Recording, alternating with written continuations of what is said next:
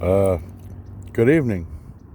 It's 4:20, and here we are on Voltage Terrain. The date, November 19th, 2024. I finally got around somehow to trying to explain Mythville, the word, why I use it, and I kind of use it as a unique identifier. And I got it to one poem, a short poem, and I think, it's like, they say you're supposed to put a business plan on one page. Well, over the last, oh boy, could be 15 years, 20 years. Well, actually, much longer than that, folks.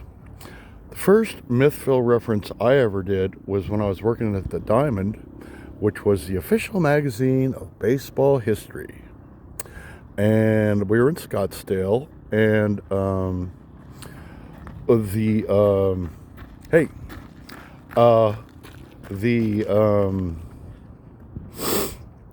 the place was running out of funding. We had put out maybe 7-8 issues, and was looking for funding, and we were there just to, as they didn't let us go because we weren't publishing or making money. What they did was they just let us be there and paid us the best they could. God bless them, because it wasn't easy for them. And boy, what a journey for them to put this together, because to get the connections with Major League Property. And a little sidebar here: once Major League Property saw what these guys were doing, they wanted it for themselves. Okay. Anyhow, so they gave us a pretty tough time, like limiting ads and things like that. All right, Mythville. All right, so I'm sitting around, and I suddenly start watching baseball, or writing baseball poems, which made total sense to me at the time. So I'd sit there, chew tobacco in my office, and look at all my baseball memorabilia on the wall and all the stuff I was collecting at the time. And so it was a poem about Babe Ruth, or based on the Thayer poem, no joy in Mudville, no joy in Mudville. So I changed it to No Joy in Mythville. So that was the first time.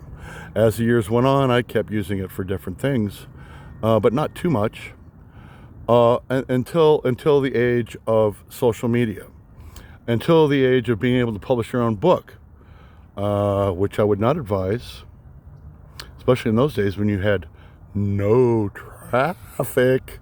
Okay. Anyhow,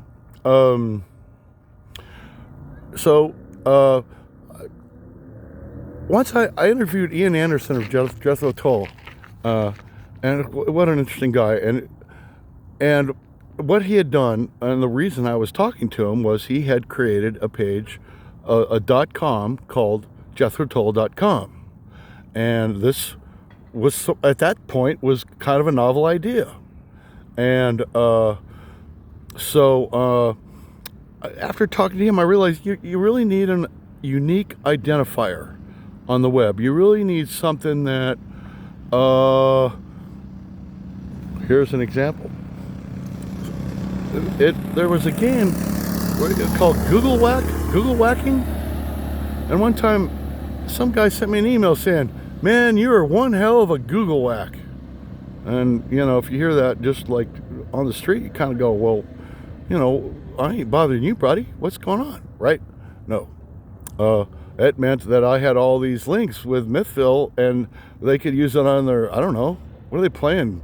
Scrabble or something? I don't know. Like computer Scrabble and Google Scrabble. Okay. All right. So, anyhow, the point here is I ain't going to read the poem to you. Don't feel like it.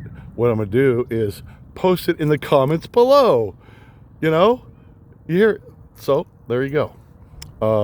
If you care, and I don't blame you if you don't, not in the least bit. Here I am at way past 4:20 now, as the sun sets on voltage terrain. Have a good evening. This is Douglas McDaniel. Be careful out there.